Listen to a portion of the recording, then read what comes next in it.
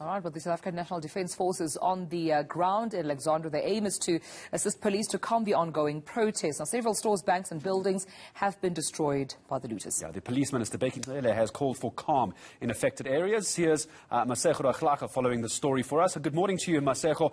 Give us a sense of what it's looking like this morning. Any better? All right, looks like we've actually just lost Masego. Shall we get over to Silindelo Masikane, also somewhere else in Soweto? Absolutely. Let's move on to Silindelo. She's based in Soweto, where a lot of damage as well there has been done over the past few days. And colleague, good morning to you, Slee. I see you there just standing next to Chris Hani Baragwanath Hospital. What do you have for us from the ground?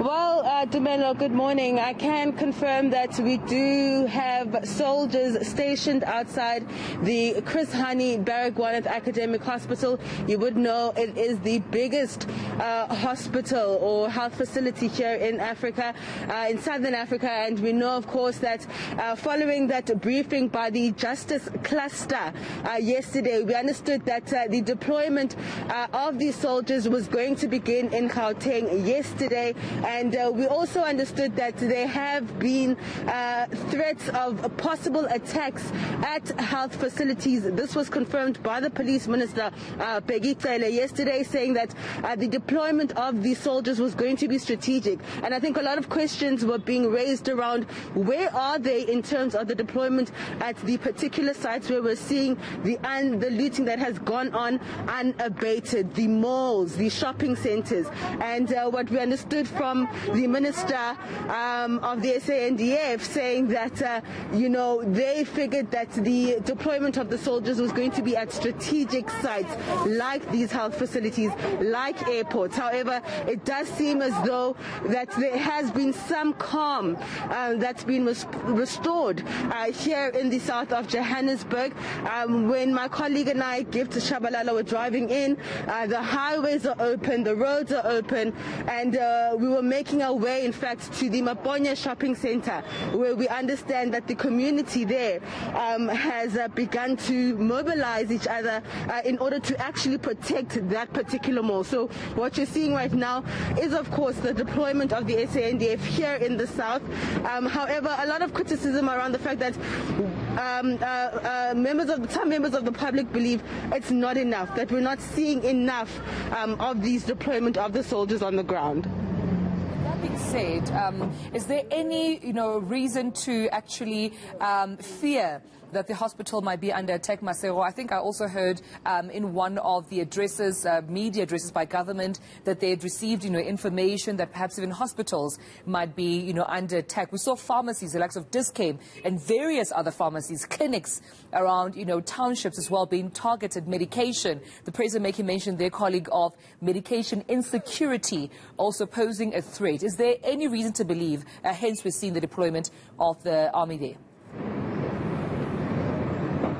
I think what we're seeing is that government and law enforcement don't want to take that chance. They don't want to have a situation that we've been seeing unfolding at the malls and the shopping centers, where we're now going to see health services being affected. Already the vaccination rollout itself has been affected by the looting and the destruction of property. We've had a number of vaccination sites that have had to close in KZN as well as in Gauteng. And so what I think we're seeing is law enforcement now trying to be less reactive and more proactive in terms of their response to the chaos and the destruction and the lawlessness that we've been seeing unfolding in Gauteng as well as in KZN. There was a statement, Dumelo, that was released yesterday saying that the president had met with the cluster and the officials responsible for the response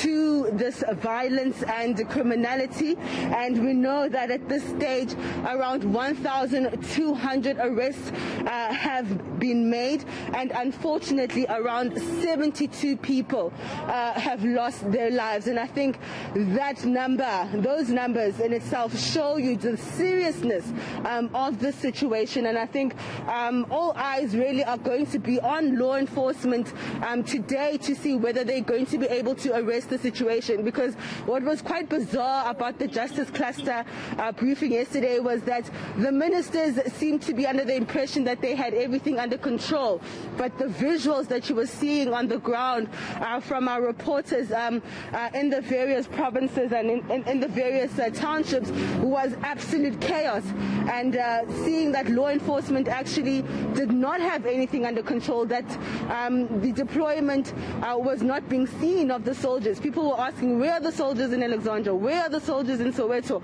Where are the soldiers in the East Rand, where we are seeing criminality just happening before our eyes as if we don't have any law enforcement, and we're seeing how the police have been absolutely overwhelmed. And so I think the presence of the soldiers here in the south, I think, is also starting to have some effect. The likes of Minister Ayanda Dlodlo as well as Police Minister Begit Cele receiving that backlash and just criticism that they seem to be out of touch with reality, because what they're saying in these media briefings does not match what is actually happening on the ground, where there wasn't much police visibility or even capacity at that. But we'll leave it there, colleague, and we'll be sure to come back to you as more developments occur. That's eNCA Silindelo Masikane. All right, let's very quickly continue to take you around the province of Gauteng and take you to Alexandra this morning, where my colleague Masego Rakhlaga is there for us as well. And we were hearing from Silindelo Masikane, Masego, I'm not sure if you heard, complaints that SANDF members are not visible. We've just seen some outside Baragwanath Hospital. What's the situation in Alexandra this morning?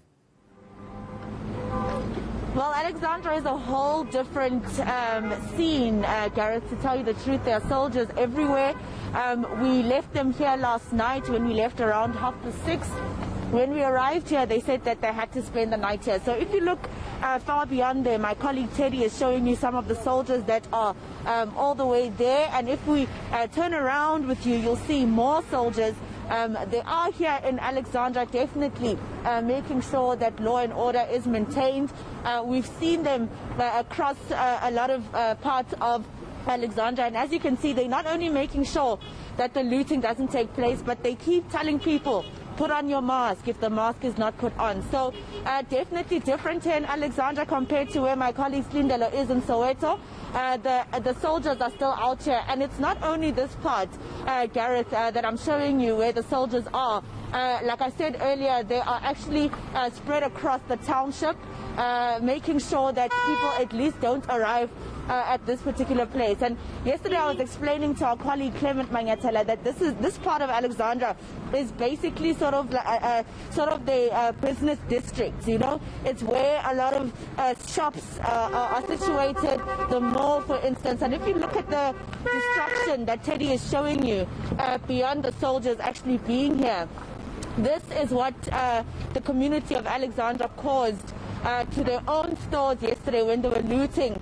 I think from around Monday evening they started looting, and that is the destruction that they left. So the stores, funny enough, Gareth, or maybe unfortunately, we're still seeing the smoke coming out of this small shopping center here.